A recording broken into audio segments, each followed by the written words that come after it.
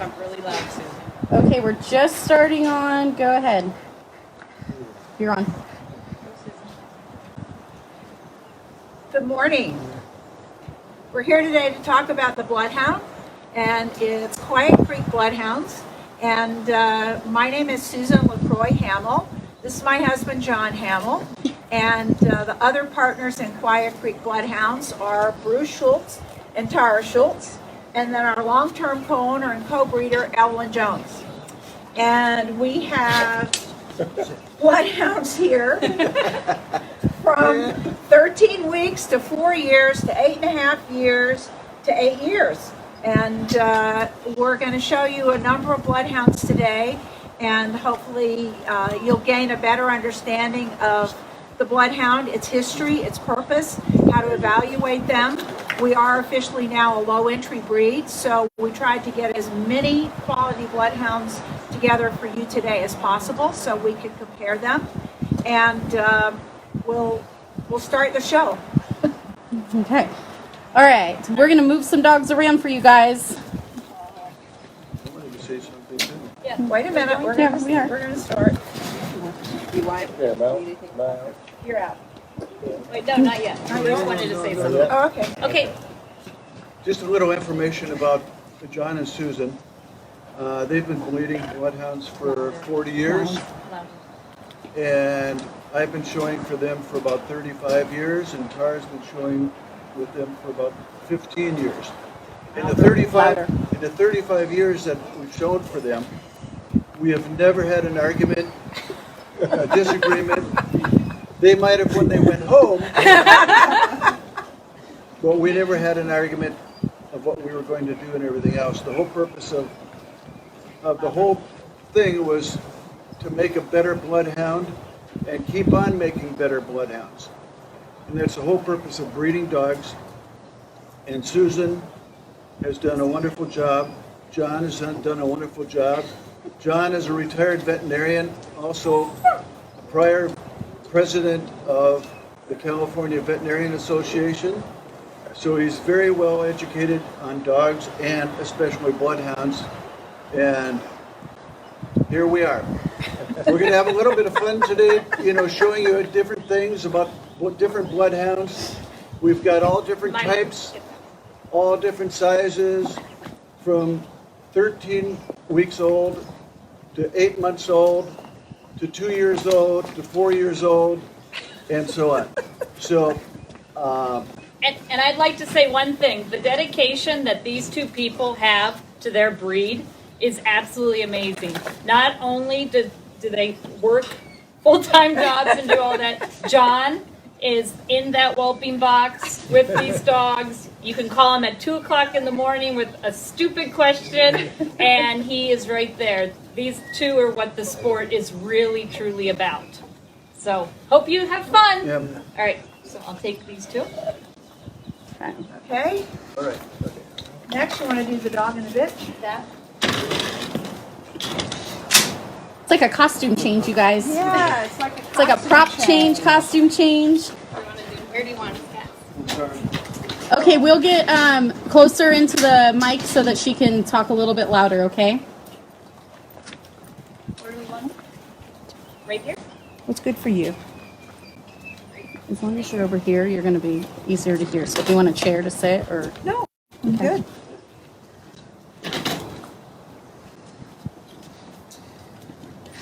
So the Bloodhound is a really old breed of dog, or at least the phenotype is very old. You see dogs that look like this, large hunting hounds, pack hounds. You see them on frescoes in Italy. You see them in art in France. You see them in paintings in England. This form of dog has been around for a very long time, and it's been used by hunters to hunt as a pack and hunt large and dangerous game.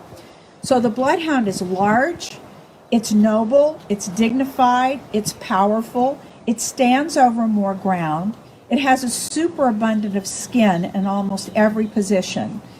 Dogs are larger than bitches. The standard that we use today in the United States is essentially the same standard that Evelyn brought Edwin Bruff and his contemporaries wrote in the late 1800s in England. And the standard that we use today in the United States is very, very similar to that standard. The Bloodhound comes in 3 colors. It comes in black and tan, liver and tan, and a red. And you can have the saddle on the black and tans and the liver and tans be almost a full coat, or you can have it be very light. The dog in front is kind of what we call a tawny dog, where the saddle is very light, the bitch has a medium saddle, and you can have them all the way as heavily coated as let's say, a black and tan Doberman or a liver and tan Doberman. The head is a very important feature of the Bloodhound because the head is part of its job. People ask if this is a head breed. Well, it's a head breed in that the head needs to be specifically proportioned to assist the Bloodhound in doing the job that it needs to do, which is to follow a trail. So when you're looking at the head, it should be large in proportion to the body. It should be narrow in proportion to its length. The dog should have a really wide, open nostril. I think you can really see that on the dog on the left, and also the bitch on the right. And the dog should have substance. They should have bone. They should have skin appearing superabundant at almost every position. The eyes are deep set and lozenge shaped, and the reason for that is for protection. And again, the reason for the skin is for protection. The ears are long. When the Bloodhound puts its head down, and the neck has to be long and strong, when the Bloodhound puts its head down, the skin folds forward and it forms a protective barrier for the eyes when they're running through heavy brush. Now, there's a lot of controversy on where the Bloodhound originated. I think that if you look back in history, you can see similar type dogs in France, particularly the Ardennes region of France, and then you can see similar type dogs in England. We certainly know that if France is considered a country of origin, England has been the primary country of development, and now the United States has been a country, we probably have the most Bloodhounds born in the world here in the United States, which is around 2,800, around 3,000 Bloodhounds a year. Like I said, they're officially considered a low entry breed. So, do you guys want to stack one up? Bruce, you want to go over them? Sure. And we'll show you how to, Do you want one at a time or both? Oh, one at a time. yeah, one at a Yeah, time, yeah, and one she at a can be time. in the shade.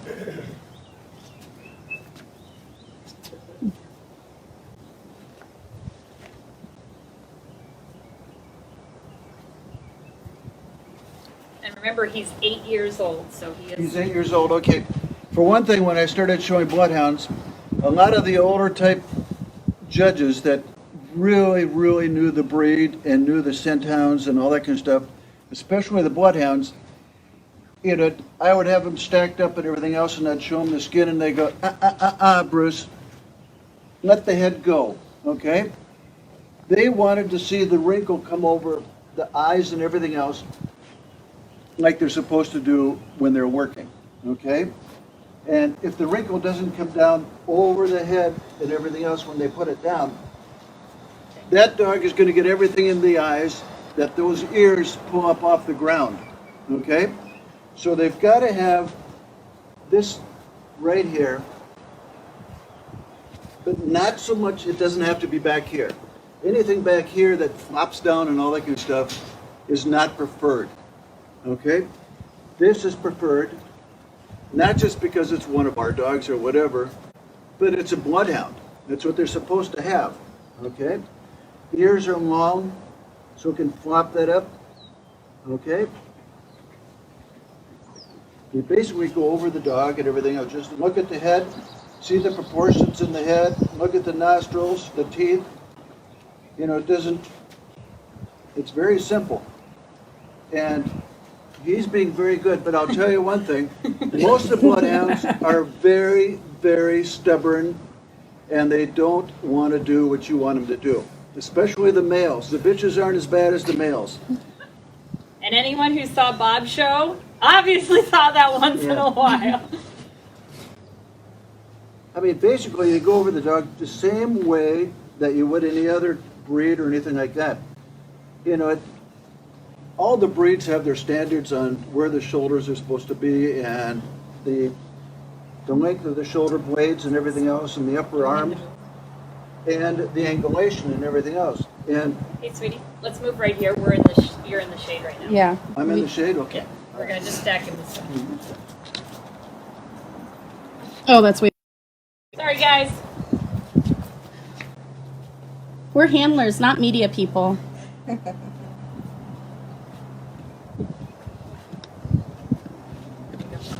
And again, as I was telling you, the skin should be loose, right in here, up through here, so you can pull that up, and it drops over their head when you're moving and everything else. So, you know, and just basically. You need to be louder, Bruce. They're saying it's hard to hear you. Oh, okay. Could you keep Sorry. looking down? I can get closer. We can get closer if you want. If you want to. The skin again, nice and loose skin, thin, ears long and thin, and you'll see a lot of times in the bloodhounds that they got all nicked up ears and everything else. It's because the skin is thin, and they bang into everything. Especially as puppies, they chew on their ears and puppies and everything, and it tears up their ears and it never goes away. So. Okay.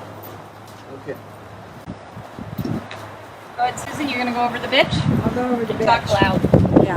Especially with the wind. I think that's not helping us. Okay. Maddie, go back more. Back. Here. Gracie, look. There you go. So the standard talks about the bloodhound head being large. It even gives a number of inches. It says 12 inches in males and 11 inches in bitches. And I don't measure the heads. I really want to see the head look large into proportion to the body. And I want to see the top skull and the foreface be approximately equal in length. I want to see an occiput. The bloodhound standard doesn't say anything about stop, so you don't want too much stop, but then you don't want to have no stop, because then you tend to get an off-putting head. The head plane should be approximately parallel. The lips should fall at a 90-degree angle and give you more of a box, sort of a brick or a shoebox on its side. So you can see this even in a bitch, and you know, as we always say, the bitches are a little bit less, because the males should look like males and the bitches should look like bitches. They should have a long, powerful neck, strong neck. You're going to have a lot of shawl. It's going to come down this way. If you are evaluating this as a judge, the handler might pick up the skin like that to show you the neck. You want the feet to be round and well knuckled up. You want the feet to have thick padding, because this dog has a long way to go. And if this were a pack hound in France, it would have a long way to go to find its quarry. If it's trying to find lost children or crime victims here in the United States, it has a long way to go on that foot to find them as well. Then you want the ribbing to be deep.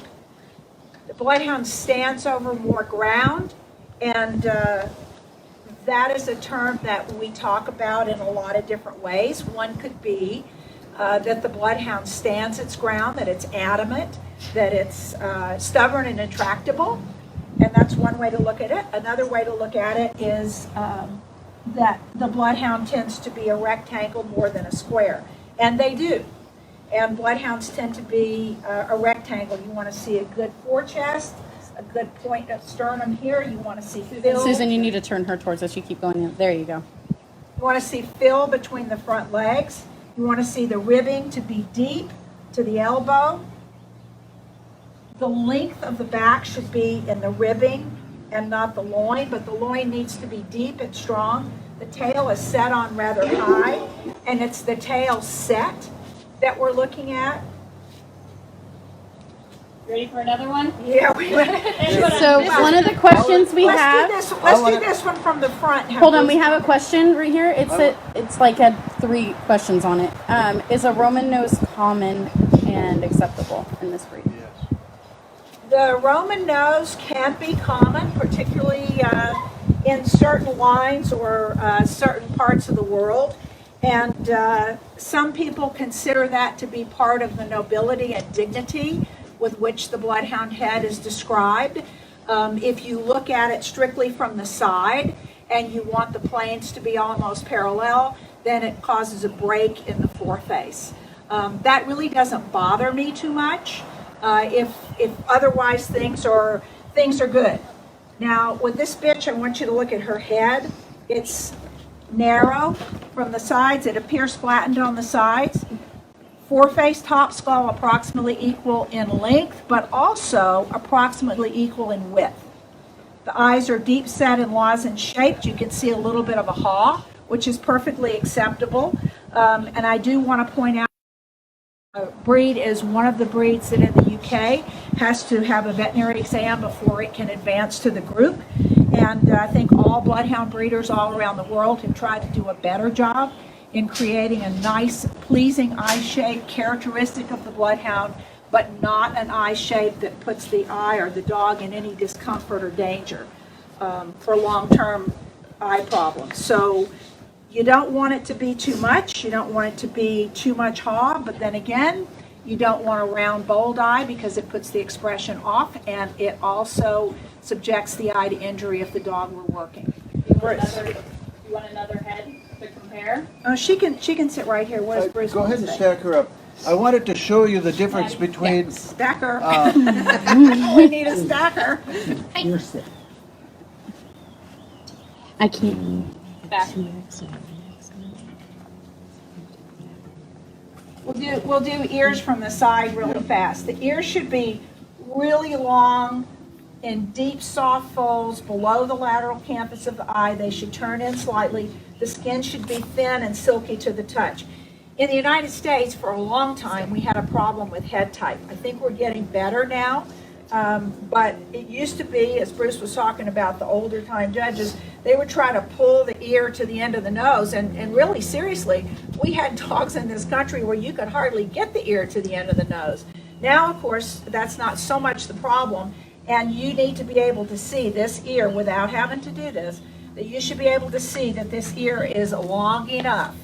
And someone asked me one time if the ears could be too long. I've never seen one that could be too long. Bruce? okay, on the skin right here, a lot of times the judges might mistake this skin for a bad top line and everything, and because it looks like it comes in here and stops and all that kind of stuff. Well, it really doesn't. If you pull up that Bruce, louder. skin, if you pull up that skin, everything blends in together into the shoulder and everything else. You can see the difference. You let the skin back down, it creates an illusion that, oh, it's all lumpy in the shoulder, when really it's not. And also in the bitches, the standard doesn't talk about underline. It talks about top line, and it talks about the top line being strong with a slight rise over the loin.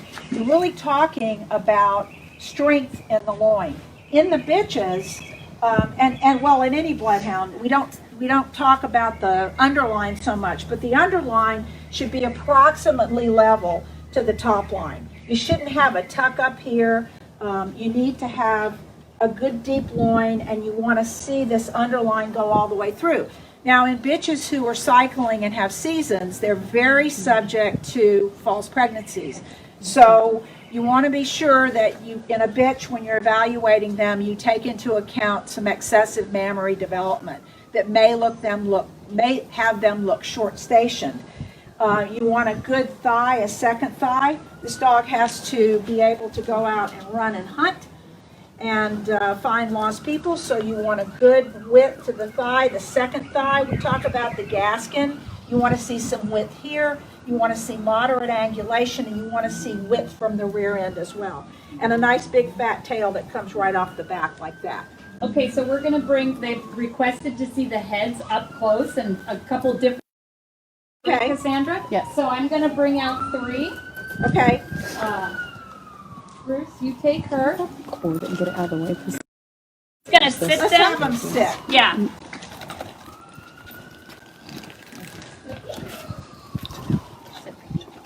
This is gonna be 3 very, very three very, very different style of heads. Not saying they're good, bad, and different, just very, very different. Hey I don't know if you guys. can see that. wanna do However, I one at would a have time? to Yeah. say the characteristics of all these heads is they appear long in proportion to the body, narrow in proportion to the head. Can you come from this side? All of these bitches have really nice nose leather, nostrils are open and wide. The eyes are deep set and lozenge shaped, but yet not overly done. They all have And drop the fairly good skin. occipits, particularly for American dogs, particularly opposed to the heads that we see on the dogs from the UK, which are quite And lovely. skin down, Bruce? And a lot of the continental Wanted to see heads how as it well. fell. There you go. So I hope you're able to see that. Can you show the eyes? Yes. Good So job. remember, they drop this, pull that, and the eyes should be in and They protected. should be protected. We have a question. What is the proportion of length of leg to total height on this breed? So again, the Bloodhound is a I'm gonna deep-bodied, give Gracie a heavy-boned break. breed. Yeah, here. And when we try to distinguish, let's leave Cookie out. Let's Yeah. leave these two bitches out. Gracie needs a break. Okay, Yeah. Gracie just needs a a break. 5-minute Okay, break. Gracie, okay, 5-minute break Maddie, can for you that one. 3/4? There you go. There you go. My mic and put her in her run. So when you're evaluating the Bloodhound, you have to remember there's a whole line of hounds that are in France and in the UK. And what is girls? What is it? It's always the girls that cause the trouble. Here, let me. So what is it about Bloodhounds that distinguishes them? What are the hallmarks and characteristics of this breed that distinguish them from other hound breeds? Going all the way down to the Basset Hound, all the way up to the English Foxhound or some of the French hounds, the Poitevin, the Gascon Bleu. When you're evaluating them, what is it that makes the Bloodhound different? And generally, it's the Bloodhound is the heaviest boned and the largest of that scent hound group. Largest in size, but not only in size, but in proportion. Some hounds may be a little bit taller, but well, you're just not cooperating. She says I Here, have we'll stop while she's doing that. They've asked, number one, the eye shape, what is preferred and correct, and how thick should the tail be at the base? So the American standard, again, refers to the original wording in the British standard from the 1800s. The eyes are deep set and lozenge shaped. Lozenge is a diamond. So if you're talking about a diamond shape, and when we're talking about the we're talking about the diamond, we're talking about the diamond this way, with a point at the top, a point at the bottom. Now, again, sometimes you get too much of that, and you get lower lid entropion, you get upper lid entropion, you get lower lid ectropion with lateral and medial entropion, and that is an unsoundness. And also, if you have a dog, this bitch has pretty tight eyes, actually. And I have another eyed dog if you want it out. Okay, so this is the lower lid. If you're just seeing, all you can see when you're looking at that dog is those red, meaty lower lids. That's just way too much. And if you see a lot of tearing around the eye's wet, the corner of the eye's running, that's too much. That dog's having discomfort, and over the long term, it Maddie, you need to go to predisposes the it to other side. corneal issues, and it also predisposes it to dry eye. And so we don't want that, and we really have to be mindful that incorrect eyes, particularly extreme eyes, are an unsoundness, just like any other unsoundness that you would find in a dog. So again, we're talking about the head, long, narrow in proportion, width. Let's look at the width. Ears flattened on the sides. Big strong nose, ears, a little bit different from the other ladies here, but again, this one is a little bit more up on leg than some of the others. She's one of the younger ones that we have, well, other than the puppy, but she is not quite 2. She's, for me, as a breeder looking at her, she's got a great length of body. She's got a nice neck. She has a pleasing feminine head. It's not overdone. She's got a pretty nice foot. Let me get her up and look at her foot. Yes. And this is a late maturing breed. You got to remember when they're born, they're a pound-ish, give or take. And by the time they're 9 months old, dogs are about 90 pounds. And the bitches are close behind. So they do a lot of growing. And they really don't mature until they're 2 to 3 years of age. But if you look at this, particularly as a breeder, I'm looking at a bloodhound that stands over more ground. She's got a nice foot. She's very pleasing overall, beautiful long ears, nice long head, nice back when you go over her loin. She's, whoops, sorry, tickle. We should probably switch to another one for you. Yeah. Stay. Or just walk her around. Yeah. Ready? Let's go.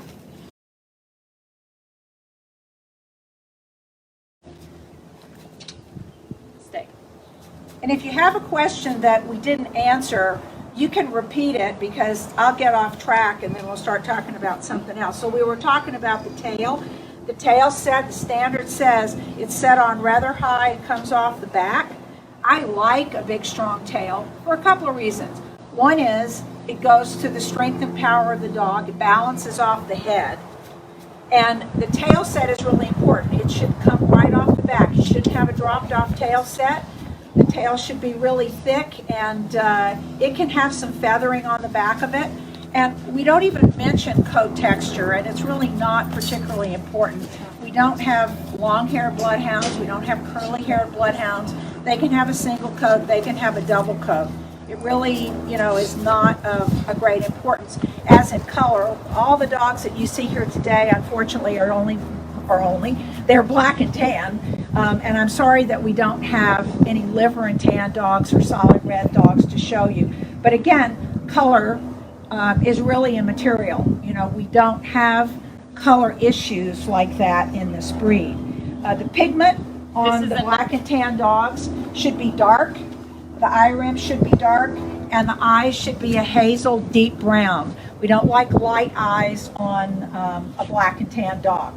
On the liver and tan dogs, you will see the red eye rims, red foot pads, red nose pads, and their eyes will be a lighter hazel and more to yellow, and that goes in keeping with their coat pigmentation genetics.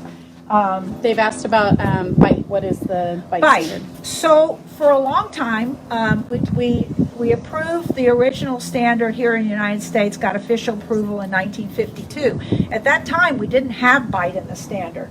And so there were of two minds. One mind was, well, you shouldn't have to mention bite because bite's an unsoundness like everything else, and of course it should be scissors. And other people said, well, they don't use their mouth, they're not a bird dog, so bite can be anything. If it's way undershot or crooked or wry, we don't care. Well, the American Bloodhound Club decided in 1996, I think, to put bite in the standard because it was way too ambiguous for judges and breeders to interpret. So what the standard says now is scissors is preferred and level is acceptable. So, and there you go, we got a scissors on this one. You will see mouth faults when you look in the mouth. You'll see undershot is probably the most typical, wry is typical, drop teeth are typical. And again, you need to penalize that fault, whether you're breeding or judging, to the degree of which it occurs, the severity of the deviation from a preferred bite, and the overall quality of the dog. So you will see dogs with bad bites, and you look in their mouth and it can break your heart. But unless it's a super deformity, I'm a little the dog doesn't run on its teeth and it doesn't hunt on its teeth, but you can't let that get too far away from you. You'll start to get unsoundness in the jaw. And also, this is a breed that doesn't really have a problem with missing teeth to a great extent, so we don't need to count teeth. I mean, as a breeder, do I look at teeth? Absolutely. I want to see really pretty white, well-formed teeth. But again, if you're judging this breed, counting teeth or looking at teeth is not a huge issue. Bruce, do you have any comment? Not really. You've done a good job so far. It's like she knows something. Yeah. So should we start with the babies now and move on? What else do we want to say about this? I really like this bitch. I like her color. I like her attitude. I like her head. She's feminine. I like her neck especially. She's got good feet. I like the depth of body. When we had the question earlier about, what are their proportions, it's really hard to say. We don't do things like 3/4, 5/8. We haven't engineered that old standard, but we like to see a dog with a lot of substance. What sets this breed apart from, in the United States, let's say, the outline of a black and tan coon hound or a red bone hound or an English foxhound or an American foxhound? What sets this breed apart? And it's that it stands over more ground, it's got heavy bone, it's got super abundant skin, it's got a deep body with deep ribbing, and it has to have that to look like a bloodhound. So when we verge one way or the other, if we get them looking too light-bodied and too light-boned, then they're verging on a whole other breed. They're verging on more of a running hound, like an American foxhound or a red bone or a black and tan or a blue tick. So we want this breed to really look like bloodhounds. And what do you think their temperament is supposed to be? So, while we're talking about temperament, you want to switch? Yeah, this is a puppy that has not ever been out, so give him a little time. So this is good experience for him. So temperament, it has some conflicting elements in the standard. It talks about standing over more ground, which if you interpret that under general character, that can be stubborn, adamant, confident. Then it says the bloodhound is neither quarrelsome with its kennel mates or pack mates. It has to be a cooperative hound because it says it's a pack hound, so it has to work cooperatively with others. It says it's affectionate with people. But then, How old is this puppy is what they've asked. 8 this months puppy, yeah, this puppy is coming on 9 months old. So anyway, that And he's spoiled rat. you can see how fast they grow, and that's a real challenge because they can go through gawky periods. But anyway, at the end of the standard, back to the temperament, it says somewhat shy. And you can see temperament faults in bloodhounds, and I'm not going to sugarcoat it. They can be bad. They can really be bad. They were pack hounds. They were never intended to be family pets. They were intended to be pack hunting dogs. They hunted large and dangerous game. And here in the United States, we've taken that ability, that coal scenting ability, to use it to find lost people, lost children in search and rescue work. And I'm really proud to say that a lot of our dogs are with search and rescue groups and law enforcement. And I think we have one dog here we'll show you later, a veteran bitch that has a huge amount of working titles. And I wanted to bring her because I wanted you to see that a superior working dog doesn't have a different conformation from a show dog and shouldn't really have a different personality. All bloodhounds should be confident and well socialized. They should greet people, maybe not enthusiastically, like let's say a golden retriever, but let's say they should greet people in a gentle and kind manner. And that in the ring, displays of bad temper, any growling at you, growling at other dogs, or any extreme shyness should be penalized to the degree of the fault. The dogs are way too big to behave badly in the ring. Okay, so a 9-month-old male puppy, they You want me to stack him now? Yeah, you can stack him. And again, another They black wanted you to speak about movement as well. Oh, well. At some point. Movement is going to be a problem here because we don't have enough room for these big dogs to move and to be able to have you see it very well on the video. But the standard does say that the movement is elastic, swinging, and free. And don't let me forget to talk about that. That doesn't mean that the legs can go everywhere down and back and look like egg beaters and everything else. But they shouldn't move like, sorry to interrupt, but they shouldn't move like a golden retriever either, or a sporting dog. No, they don't move like a sporting dog. No running fast and Right, exactly. They have their own speed and their own gait. And remember, if they were working, they'd have to be using that gait for hours at a time. So they can't just be a big puffy They're not fat enough. puddle. They have to have some condition to them. And, hello. Hello. And seeing that the puppy is, 8.5, going on 9 months old, they all grow in different proportions and all that kind of stuff. So one day you'll see them and they go, okay, that's good. The next day you see them and you go, oh my God, that's the same dog. And I mean, it's very typical for large bone dogs to go through that. I mean, they go from, being a puppy, a pound, to this size in 8 months. Their body grows a lot. I mean, it's just in a fast period of time, and then it settles in, and then it gradually comes all together. So, a lot of nice things about this puppy. Somebody asked about the tail. The tail is carried up over the back in a scimitar type fashion. It shouldn't be touching the back. I would say that with males, sometimes in a large entry, they get really, jacked up a little bit because there's other males in the ring. There might be bitches in season, and those boys can really crank that tail. So, Hey, baby. you have to penalize that to the degree of the fault. And again, rye tails, kink tails, that's a problem. And this is his litter mate? You want to put the two litter mates together? And these two boys, even though they're 9 months old, they've never been in the ring because of the epidemic and everything.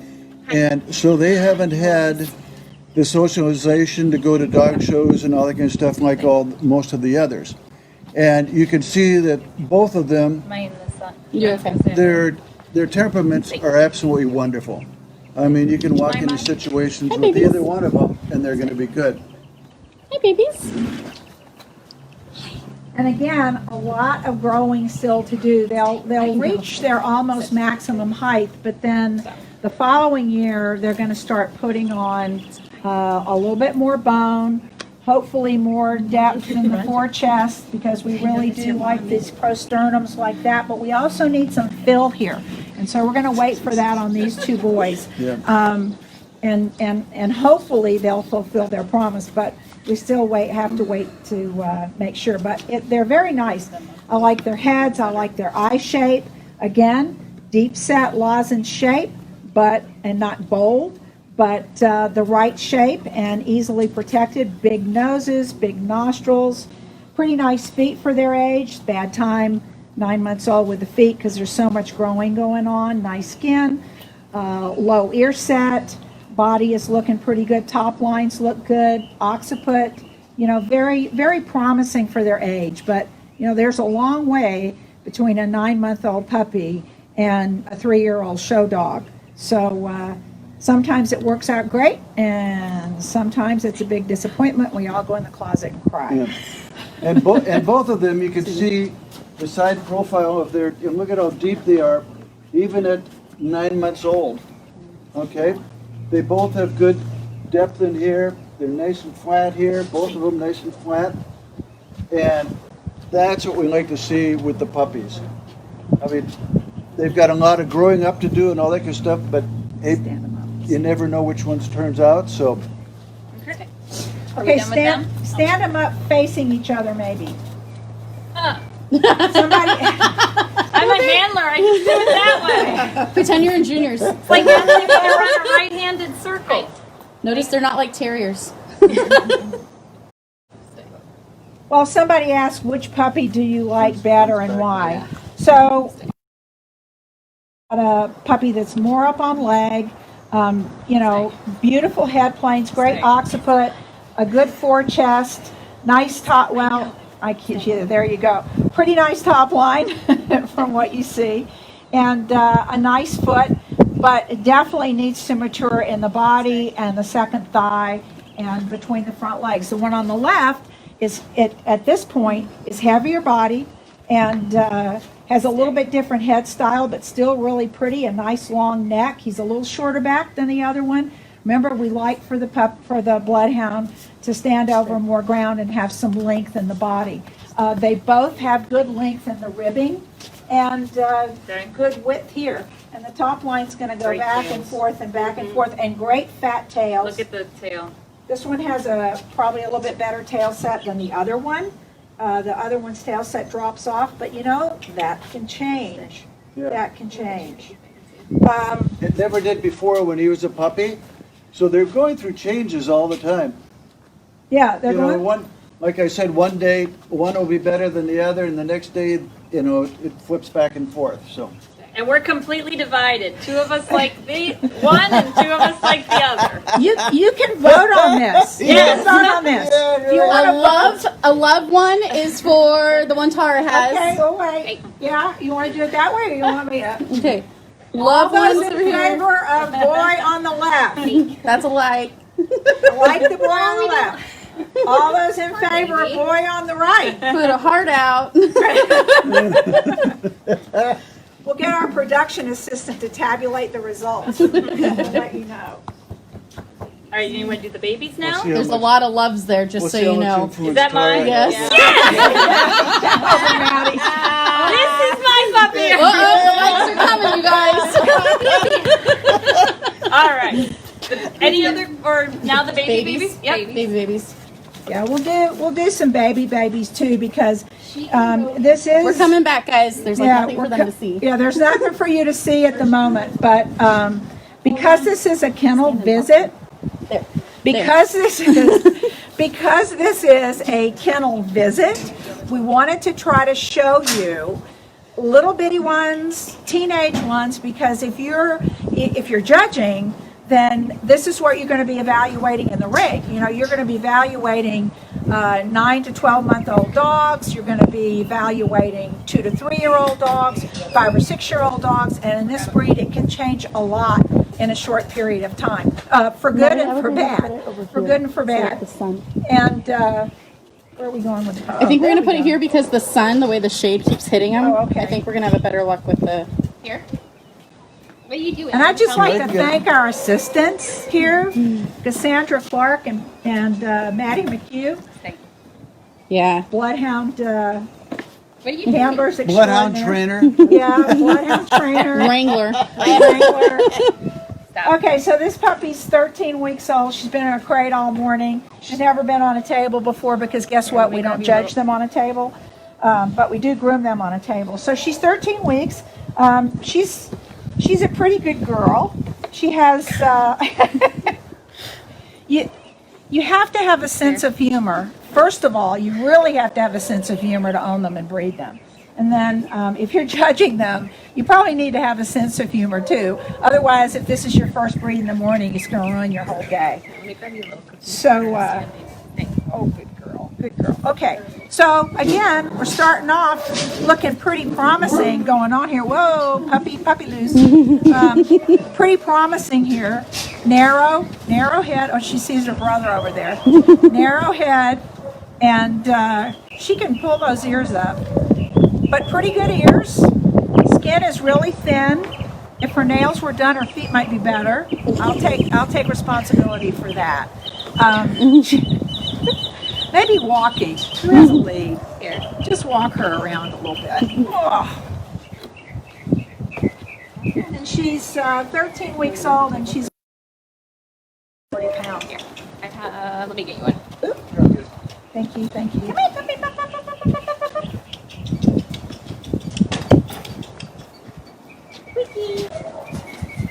There we go.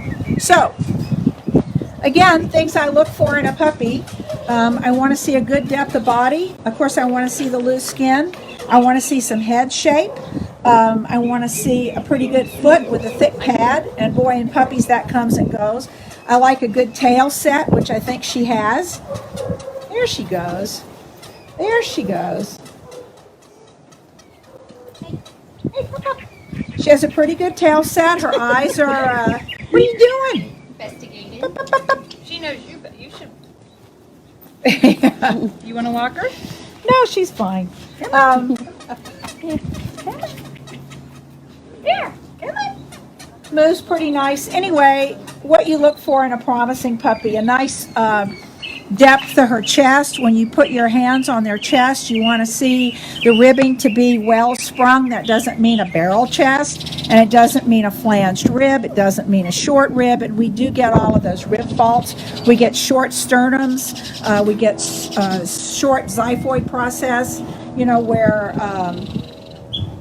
just look at this. You have a cookie. Here, let me. Hey, monkey.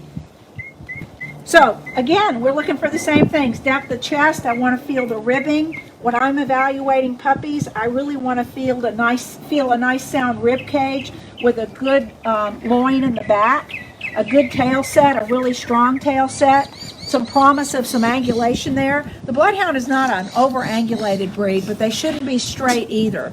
They have moderate angulation. They should have a nice return of upper arm. It should really kind of look like a bow and arrow, if you're pulling the bow and arrow back and forth. You want to see that here, and of course now she's not going to do it. She's really straight through here right now. You want to see that return of upper arm. Same thing in the rear end. You want to see a bend to stifle, a moderate bend to stifle with a good second thigh. Hey. There we go. There we go. That's Good better. girl. There you go. That's very good. That's nice. Finally. Remember that thing Bruce said about stubbornness? Yeah, there you go. And we'd also like to say that we have not shown you any of our dogs except for Bob, dogs that we are campaigning. So these are all dogs that we have at the kennel that we are not showing at this present time. So, do we have any questions, Cassandra? Not right now. Okay. Does anybody have any questions, any comments? You're perfectly, I'm perfectly happy to have you comment on these dogs. I'm really not taking it personally.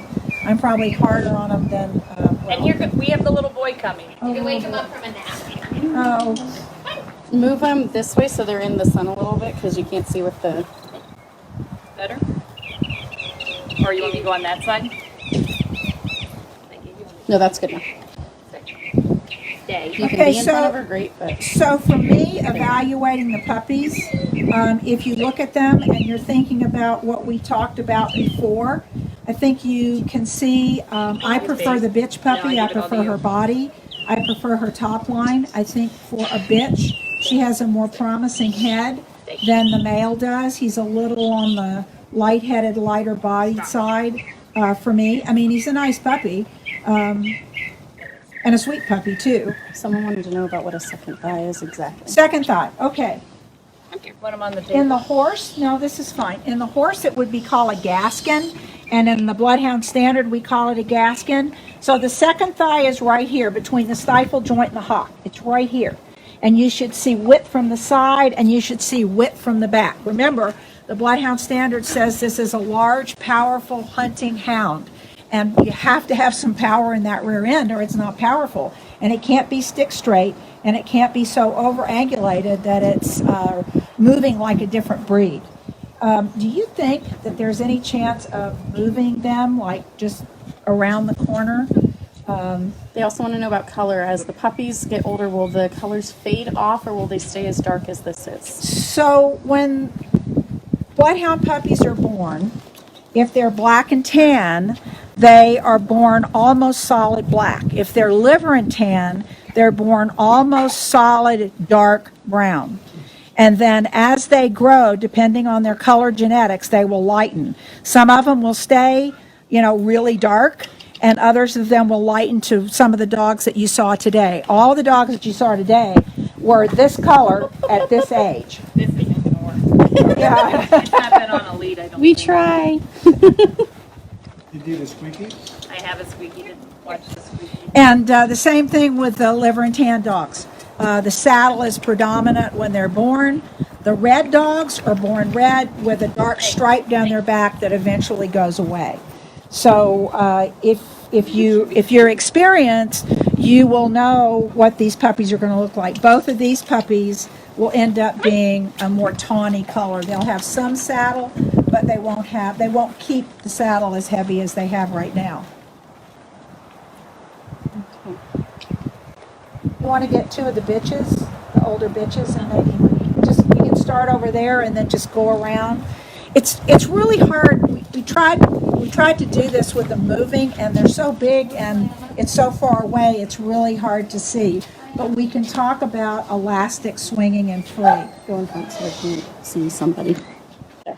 They There. You They wanna want to see you, Susan. Somebody. See somebody. You want to get. Who do we? We have a bunch of dogs. Now let's just think. How do you talk about it? Yeah. As a working dog versus How about Cookie and the other light black and tan that we have? You want to show them moving?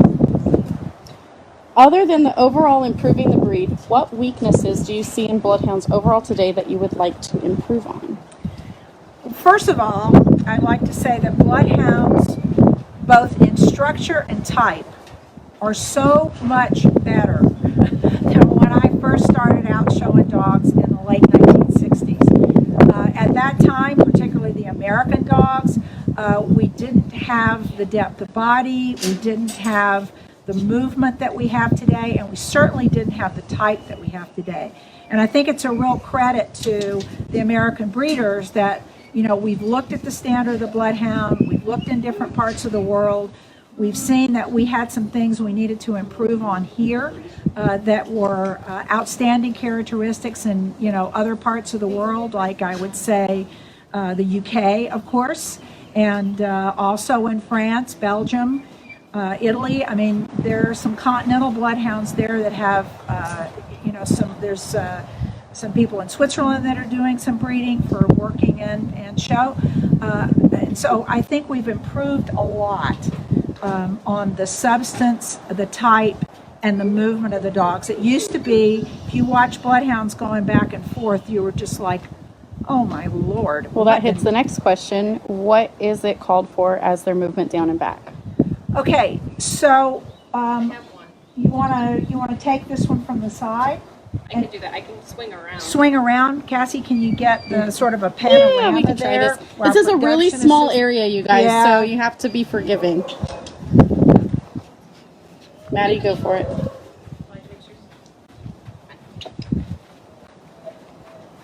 No, not really sure about that surface. No. New surface for her. You want to try her again? You can try her again. So it calls for the front, the elbows to be set on straight. That doesn't mean it has a straight angle. That means the elbows are close to the body. You shouldn't see any daylight. That's a little bit better. That's a little bit better. This But isn't real again, grass, you guys. They're running on some AstroTurf Yeah, here. they're running on AstroTurf. She's a little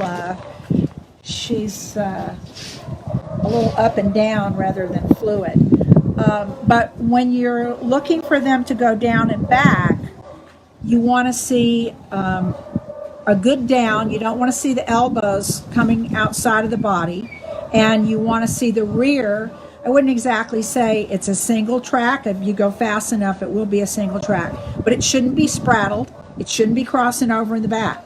Then on the return, on the coming back to you, you shouldn't see the front feet flipping. You shouldn't see the front feet crossing over. You shouldn't see the shoulder swinging forward.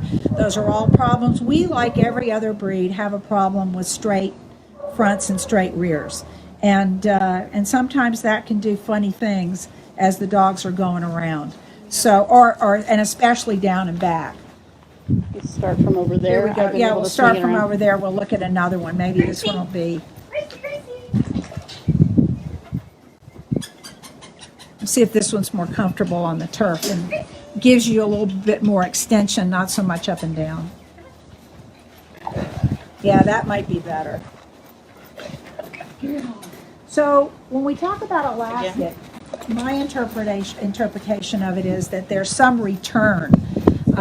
You know, there's some elasticity there, particularly in the rear where, there you go. That's better. That's better. Horrible. Well, Running on this surface. yeah, We're trying to tell people to be just calm with it. yeah, there you go. Gracie. And they do tend to pace, it's kind of like they need a runway to get started, and sometimes. Gracie, you want to try it one more time? That's probably why in the standards they say it can start out wide, but then come in. Yeah, and then converge on the center line. But you have to have a ring big enough to do it, and movement is important. I mean, it's a soundness or an unsoundness, just like anything else. And when you have too much action in the rear, too much up and down action, too much throwing of the elbows, that's inefficient movement, and you're not going to be able to run all day if you have so much energy going in all different directions. So I think that's kind of a watchword, of elastic swinging and free. Swinging does not mean elbows and everything going in all directions. I can remember 35, 40 years ago, I mean, the Bloodhounds their movement was absolutely horrible. And over the years, the breeders have done a pretty good job of getting them back into being fairly sound and all that kind of stuff. And that's by working at it and working at it and working at it, because they were bad movers a number of years ago. They were very bad movers. And so, again, it goes to construction. And of course, you would always hope if you had proper construction, if you had the correct layback of shoulder, the correct length of body, the correct angulation, that they would just be flawless. And they would be flawless down and back. But we all know, if we bred dogs for any period of time, that that's not always the case. But you do have to start with good construction. You really have to start with good construction. If you can start with the construction, then you can work on the type as you go along. And you can try to get that type where you want it. And for those of you that are breeders, get a type that looks a certain way, because that's going to be the hallmark of your kennel. And it doesn't mean that they have to come out like cookie cutters. My dog shouldn't look like somebody else's dogs or whatever, but they can all be within the standard and be perfectly correct and perfectly fine. Okay. And I think one of the things is a breeder, we're going to bring another one. The old man can try it. The old man, oh. He's the only one that will. He's the only one that will move on the turf. Well, let's see. She has food, I just have to say. There you go.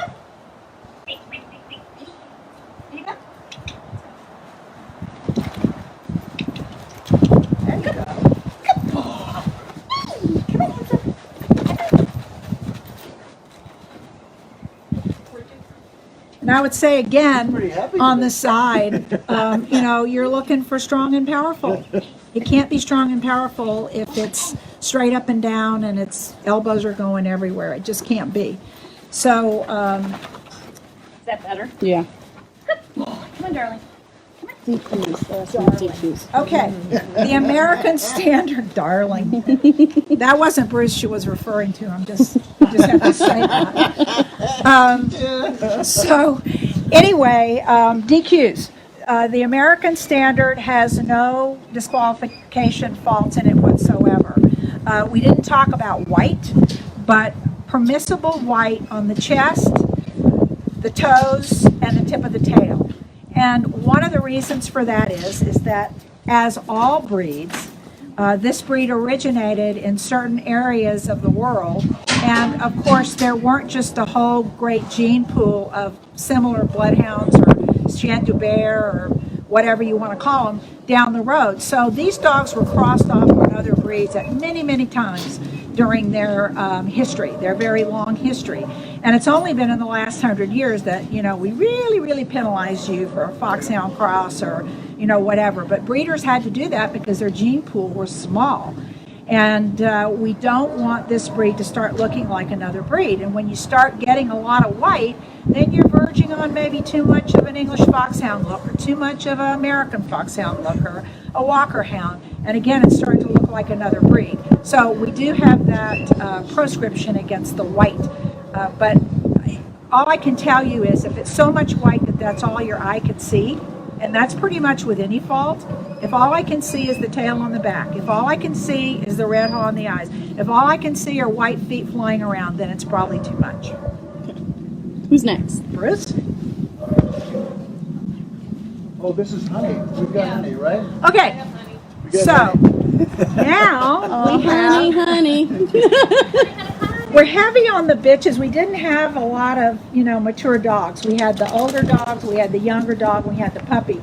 But I would have to tell you, this is an almost 8-year-old bitch too, and she has had a couple of litters, so she's really not in her prime or in a good coat today. But I would tell you that she is a Hound Group winner. She is a grand champion, and she has 2 performance dog Hall of Fame awards for a tracking dog. She has the very coveted title of AKC Champion Tracker. That means she got a TD, TDX, a VST, and to add icing on the cake, a TDU. She also has 2 of her man-trailing titles, and she has a total of 23 titles, including titles in agility and rally.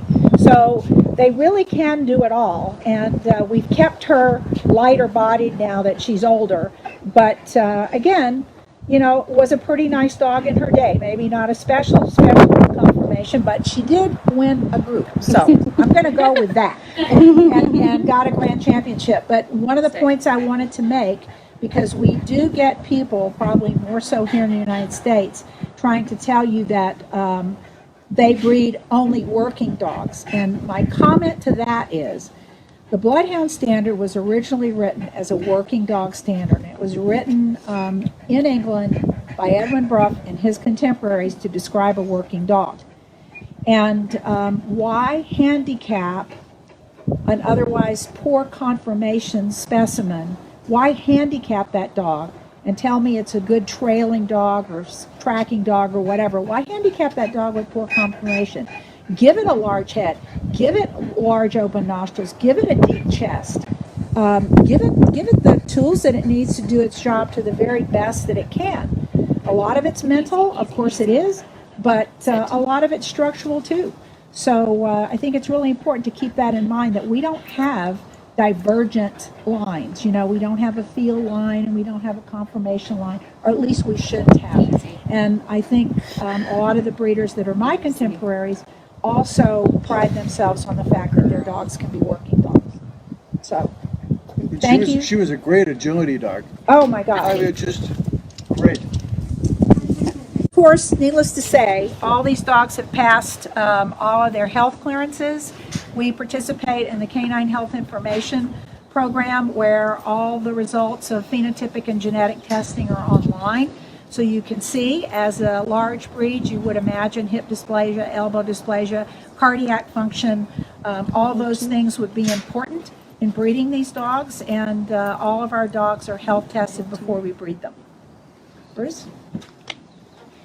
I'm just happy everyone tuned in to us. I hope you had a great time. I got a lot of information from especially Susan.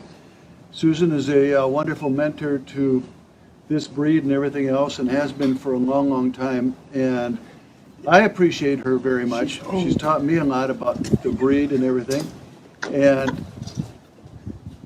when I met Tara and I got together, she said, "Oh my God, how can you be showing those bloodhounds? Those dogs are horrible." Well, now she absolutely loves them.